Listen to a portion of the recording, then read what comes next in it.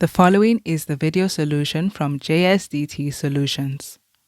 Question 2.1 says the first term of a geometric series is 14. Okay, the first term of a geometric series is denoted as A, so that is 14.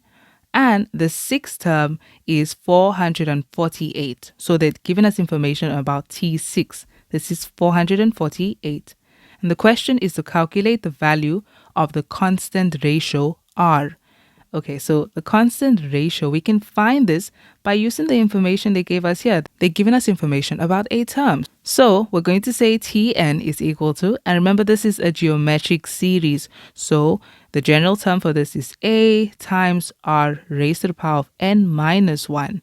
And so we know that we've been given information about term 6, and this is equal to, the A value is 14, and we're multiplying by R, which we don't know yet, and the n, remember it's T6, so the n value is 6. So 6 minus 1, and we know that T6 is 448. So this is equal to 14 times R raised to the power of 5.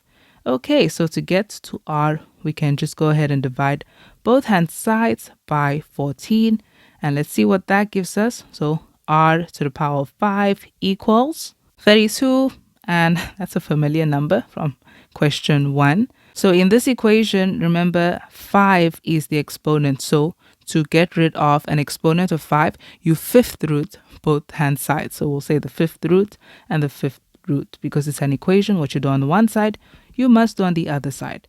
The fifth root of 32 we saw from question 1 is 2. Okay, so that is our answer. R is equal to 2. Question 2.1.2 says, determine the number of consecutive terms, so they come right after each other, that must be added to the first 6 terms of the series in order to obtain a sum of 114,674. Okay, so the number of consecutive terms.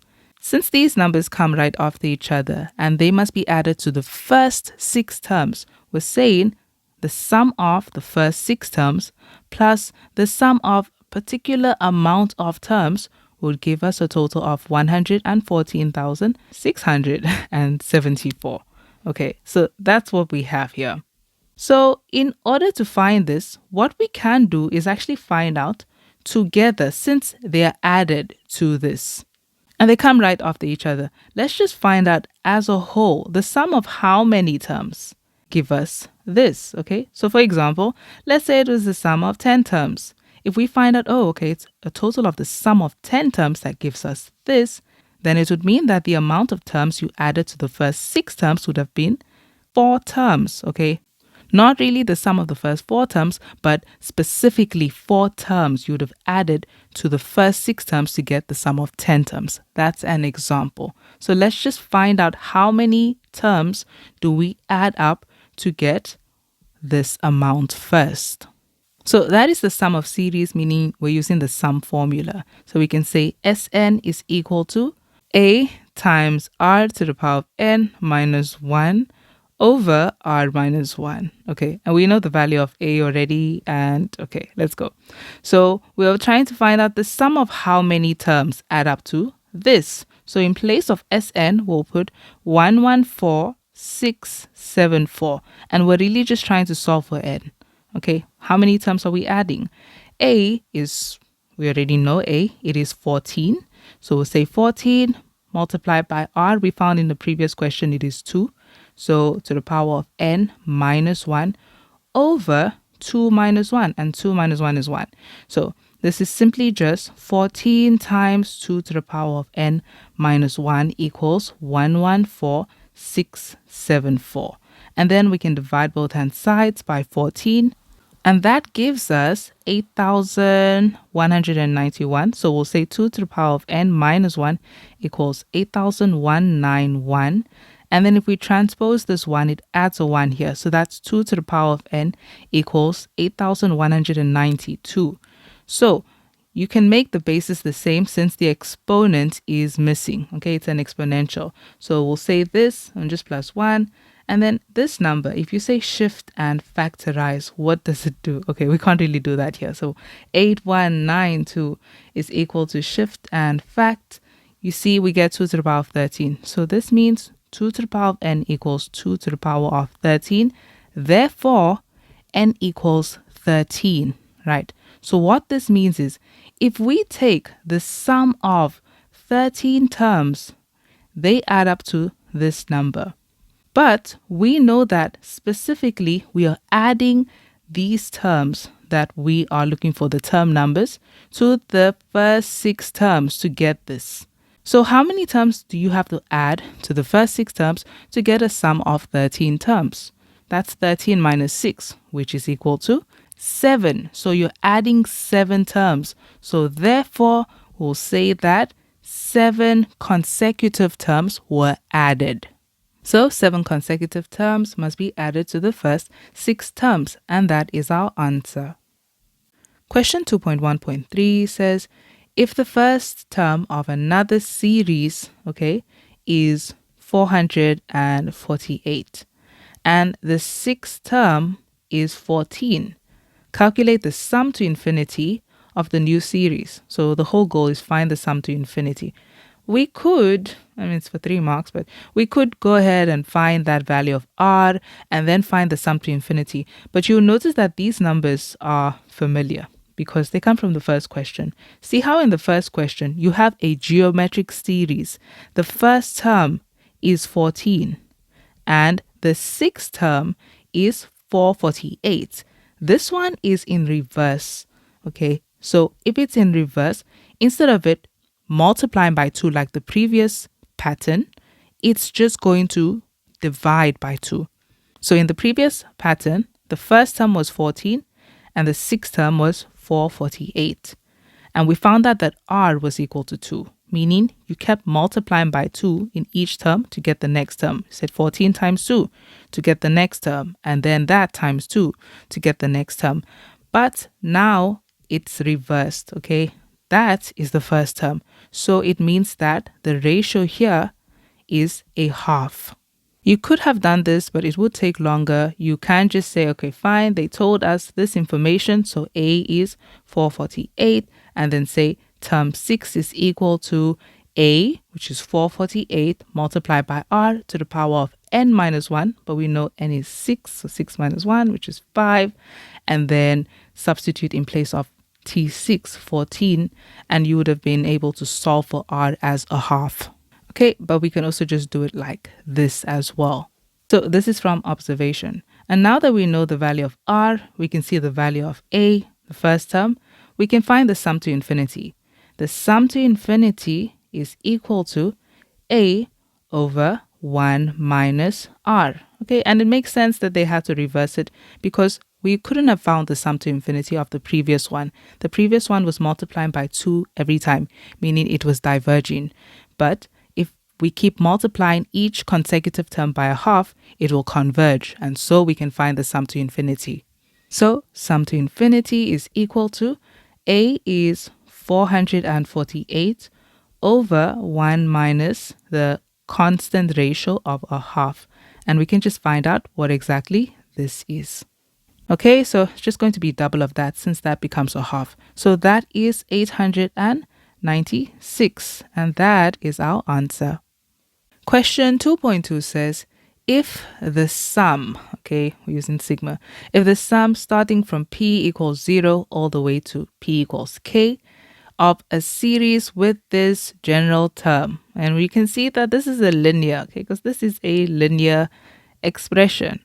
So that series, if it sums up to 20 and 1 over 6, we need to determine the value of k. They're giving us the sum of series, and we can see that this is an arithmetic, it's linear, okay?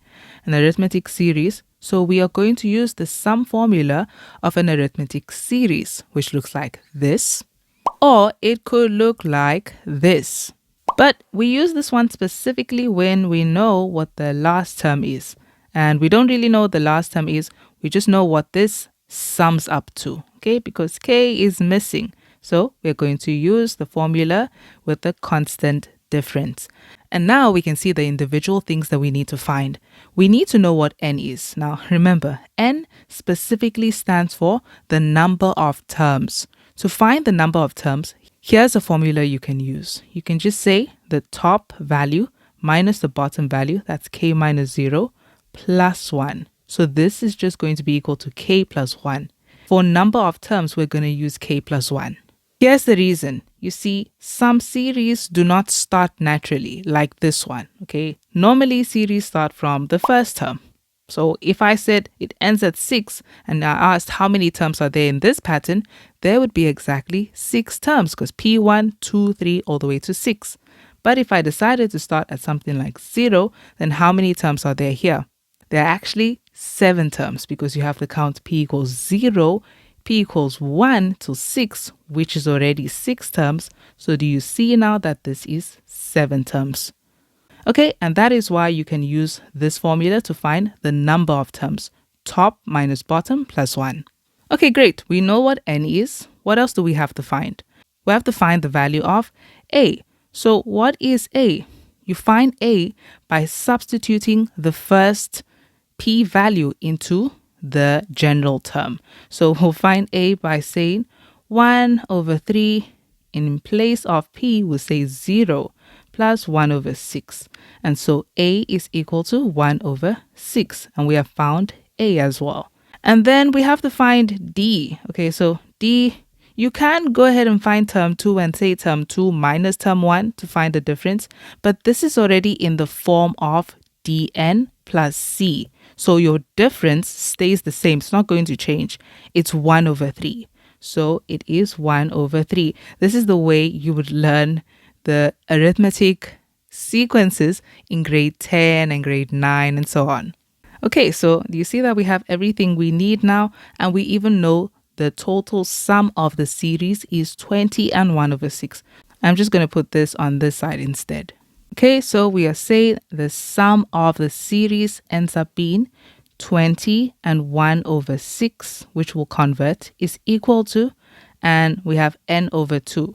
So we know that n is k plus 1, so we'll say k plus 1 over 2. And then we have 2a, so that's 2 times a, which is 1 over 6, so 1 over 6. And then added by n minus 1. If you say n minus 1, k plus 1 minus 1, you're just going to get k. Okay, so that's just going to end up being k. And then times d, which is 1 over 3. So we're just trying to solve for k in this equation. Okay, so let's convert 20 and 1 over 6. It's the same thing as 20 plus 1 over 6. You could also use that mixed fractions button on your calculator. But this is 121 over 6 is equal to, and then this is just going to be equal to, we'll say k plus 1 over 2 and simplify the inside. If you say 2 times 1 over 6, you get 1 over 3. And here, k times 1 over 3 is 1 over 3k. Okay, and we can see the denominators are going to multiply. So this is 121 over 6 is equal to, and you have one term here which needs to multiply to 2 terms, so they will distribute. So numerator times numerator, that stays k plus 1. Denominators multiply and become 6. And then numerator times numerator, that's just 1k, which is k. So it's the same thing as multiplying this k by these 2 terms. So that's just going to be, we can just leave it for now as k times k plus 1 over, and then 2 times 3 is 6. Okay, so now that the denominators are all the same, you can actually ignore them because this is an equation. See, it's the same thing and just saying, okay, we're going to multiply both hand sides by 6 to get rid of those denominators of 6. So it's equal to 121, and we have k plus 1, and then that will become positive k squared multiplied by k. Okay, so we have k squared plus 2k, and then plus 1 minus 121. Okay, if you say 1 minus 121, you get negative 120. Okay, then we need to factorize this. So k multiplied by k, and then we have factors of negative 120. Factors of 120 can be 12 and 10. So we're saying 12 times 10 gives you 120. And then we need to ensure that it stays negative but gives a positive in the middle. So give the negative to the smaller factor so it can stay positive, is equal to 0. So therefore, k is either equal to negative 12 or k is equal to 10. Now, looking at what k was the number over here.